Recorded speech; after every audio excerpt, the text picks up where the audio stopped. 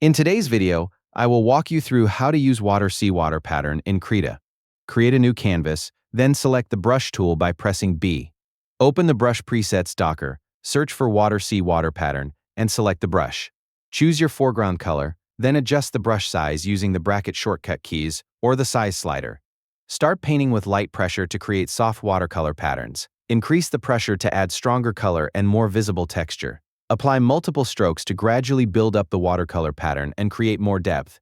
Use the color picker by holding Ctrl to sample nearby colors and create smoother transitions between painted areas. Adjust the brush opacity or flow if you want a lighter and softer watercolor effect.